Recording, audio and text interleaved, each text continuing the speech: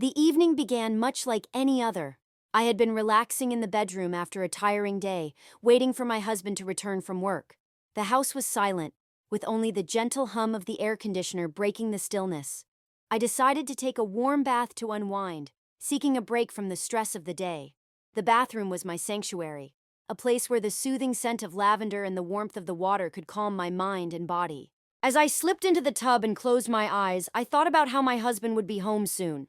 He often stopped by to check on me and sometimes surprised me in the bath when I wasn't expecting it. I always found it sweet how he would sneak in and join me, his presence lifting my spirits even when I wasn't in the mood to smile. Tonight, I expected it would be the same. When I heard the door creak open slightly, I didn't bother to look up, assuming it was him. The sound of soft footsteps and the click of the door closing were familiar, just as the way someone approached me mirrored what he usually did. My heart began to race, the familiar thrill of knowing he was nearby filling me with anticipation. The dim lighting in the bathroom made it difficult to see clearly, but I didn't feel the need to open my eyes. A faint smile formed on my lips as I kept them half closed, confident it was my husband standing nearby, ready to surprise me like he had done so many times before. I waited for him to say something playful or loving, or perhaps to reach out and touch me. But instead, there was only silence, the faint sound of someone moving closer. I could feel the presence behind me, my skin tingling in anticipation. My heart was racing now, the suspense in the quiet moment making it even more exhilarating. Slowly, I leaned back, expecting to feel the warmth of his hands wrapping around me. But something about the energy in the room felt different this time. My husband usually spoke by now, perhaps making a joke or saying something to make me laugh. But whoever was there remained silent, simply watching. Opening my eyes, I still thought it was him, but an unsettling feeling churned in my gut. Turning my head slightly, my breath caught in my throat. It wasn't my husband standing there, it was my stepson. For a moment I was frozen, my mind spinning as I tried to comprehend the situation. How had I mistaken him for my husband? The shock of seeing him standing so close, watching me in such an intimate moment, sent a shiver through my entire body. He looked as startled as I was, but there was something else in his expression, something I couldn't fully understand. Was it curiosity? Was it desire? I didn't know, but it made the air between us feel impossibly heavy with tension. Quickly, I grabbed the towel beside the tub, wrapping it around myself as I felt my cheeks flush with embarrassment. I tried to laugh, hoping it would ease the tension, thinking perhaps he had entered by mistake, but the silence between us was stifling. My heart pounded in my chest, not from fear but from the intensity of the moment. There was an unfamiliar charge in the air, something I hadn't anticipated or experienced before. "What are you doing in here?" I finally managed to ask, my voice shaky and uncertain. I thought you were Dad," he stammered, his gaze dropping momentarily before meeting mine again. His face flushed a deep red, mirroring my own embarrassment. He looked uncomfortable, but he didn't leave. He remained standing there as though unable to force himself to turn away. A part of me wanted to tell him to go, to end the awkwardness and make everything normal again. Yet, another part, the part that noticed the electricity in the air, was curious. What was he thinking? And why was I feeling this way? I couldn't ignore the rush of heat that spread through me, the strange, forbidden thrill of being seen like this by someone other than my husband. I cleared my throat, trying to break the tension, but it only seemed to deepen. "Well, your dad's not home yet?" I said softly, my voice barely above a whisper. He stepped closer, his eyes fixed on mine. His chest rose and fell rapidly, as though he was just as unsure as I was. Still, he didn't leave, and I didn't urge him to go. For a moment, we were both caught in this strange, forbidden moment. My heartbeat thundered in my ears, and I wondered if he could hear it too. The room seemed smaller, the air thicker, as though everything around us was holding its breath, waiting for something to happen. The evening had unraveled like so many before it. My mind was racing, grappling with what to say or do, yet I found myself unable to move, and neither could he. A soft knock at the front door broke through the suffocating tension, like the sudden crash of shattering glass. Both of us jumped, startled by the unexpected sound, and just like that, the moment was broken. Without a word, he turned and left the room, leaving me sitting there in silence, wrapped in my towel, my heart pounding violently in my chest. I didn't know what had just transpired. It felt as though we had both been caught in a moment that shouldn't have existed. A moment that was as wrong as it was intoxicating. For a long time, I remained there, trying to calm my racing thoughts and make sense of what had happened. Eventually, after what felt like forever, I got out of the tub, dried off, and quickly got dressed, though my mind continued to spiral with everything that had occurred.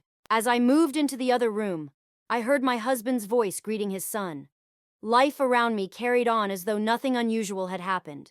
But for me, everything had shifted in that fleeting moment of tension and confusion. I couldn't stop the scene from replaying in my mind, again and again. I kept wondering, what if the knock on the door hadn't interrupted us? What if we had remained alone in that room, the tension still hanging heavy in the air? What might have unfolded that night? As I lay in bed beside my husband, I couldn't shake the memory of my stepson's eyes on me, the way he had looked at me in that moment. It was a dangerous thought, one I knew I shouldn't be entertaining, yet it lingered, a temptation I couldn't completely ignore. No matter how much I tried to push it aside, I knew I wouldn't be able to forget. That moment had shifted something inside me, something I wasn't prepared to confront. It loomed like a secret, one that could unravel everything if I wasn't careful. The next morning, everything appeared to return to normal. My husband kissed me goodbye before heading off to work, and my stepson barely made eye contact as he left the house. Yet, the memory of that night lingered between us, unspoken but impossible to deny. No matter how hard I tried to dismiss it as an awkward mistake, I couldn't shake the feeling that it wasn't that simple. Something fundamental had changed, and there was no going back. The days following that incident were filled with a subtle but undeniable tension. Every glance from my stepson, every moment he moved near me, carried an echo of that night. I tried to act like nothing had happened, brushing it off as an accident. But in my mind, the image of him standing there wouldn't leave me.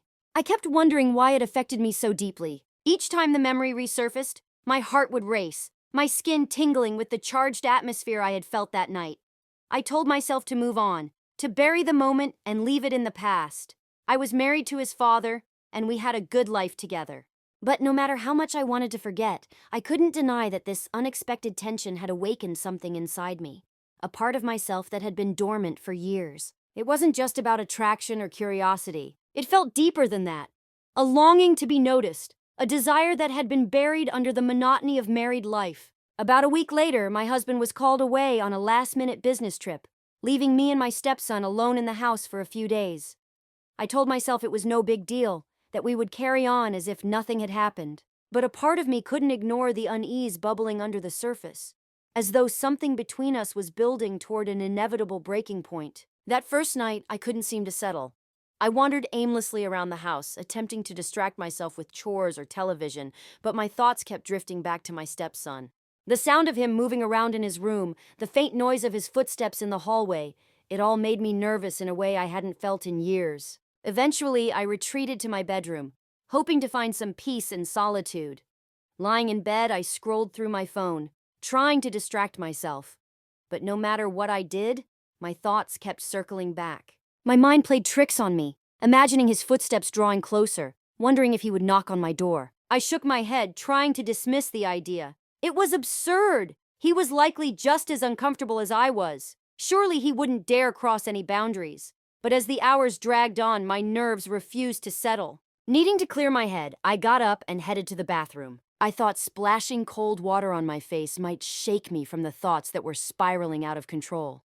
The house was eerily quiet, the dim hallway light casting long shadows as I made my way to the bathroom. Standing in front of the mirror, I stared at my reflection, barely recognizing the person looking back at me. I felt like I was caught between guilt and desire, unable to reconcile the growing tension inside me. I let the cool water run over my hands before splashing it on my face, hoping it would clear my head. When I looked up again, my breath caught. In the mirror, I saw him, my stepson, standing in the doorway, just as he had that night. But this time, there was no mistaking who he was. My heart jumped into my throat as I spun around quickly, instinctively clutching my towel tightly around myself, even though I wasn't in the tub this time. "What are you doing?" I asked, my voice barely audible, a whisper trembling with uncertainty. He didn't answer immediately. Instead, he stood there, staring at me with an intensity that made my stomach churn in both unease and curiosity. His eyes were dark, holding something unfamiliar, something that left me both unsettled and intrigued. "I didn't mean to startle you," he finally said, his voice low and soft. I wanted to talk. I swallowed hard, unsure of how to respond. The tension in the room was thick, almost suffocating, and I could feel my heart pounding in my chest. About what? I managed to ask, though I wasn't sure I was ready for his answer. He stepped closer, and I could feel the heat radiating from him, the closeness making my pulse quicken. About that night, he said softly. I've been thinking about it. I can't stop thinking about it. Once again, my breath hitched. This was the conversation I had dreaded, the one I had tried so hard to avoid. But now, standing face to face, I realized that I too had been unable to stop thinking about it. The memory lingered, the sensation of being seen in such an intimate way still fresh in my mind. I thought you were your dad, I blurted out, trying to defuse the situation, hoping to frame it as a misunderstanding. But even as the words left my mouth, I knew they weren't entirely truthful. I know, he said, taking another step toward me. But it wasn't just that, was it? His words hung heavily in the air, loaded with meaning. I didn't know how to reply. Part of me wanted to shove him away, to tell him to leave, to act like nothing had happened. But another part, the part that had felt that strange thrill that night, wanted to stay, to let the moment unfold and see where it led. I don't know what you're talking about, I said, though my voice betrayed my uncertainty. It wavered, unsteady, just like I was. He was so close now that I could feel his breath against my skin, the warmth of his body sending an involuntary shiver down my spine. You do know, he murmured, his hand brushing gently against my arm. The touch sent a jolt of electricity through me, and I couldn't suppress a soft gasp. This is wrong, I said, but even as the words escaped me, they felt hollow. There was no real conviction behind them, no genuine desire to put an end to what was happening, because in that moment, all I could feel was the heat between us, the pull of something forbidden and dangerous, something I hadn't felt in years. I can leave if you want me to, he whispered, his voice almost too quiet to hear. Just say the word and I'll go. But I said nothing, I couldn't, because the truth was I didn't want him to leave, not yet. He stepped even closer, and the tension between us snapped like a taut string breaking under pressure. Before I fully understood what was happening, his lips were on mine. The kiss started soft and hesitant, but it quickly grew more intense. Urgent, desperate. I kissed him back, my hands gripping the edge of the sink to steady myself as my body responded instinctively to his touch. In that moment, the guilt and confusion that had been weighing on me melted away, replaced by something raw and primal. It wasn't about love, nor was it even about desire. It was the sheer thrill of crossing a line, of stepping into the unknown. When we finally broke apart, both of us were breathless, our faces flushed. In his eyes, I saw the same swirl of emotions I was feeling: desire, guilt, and confusion.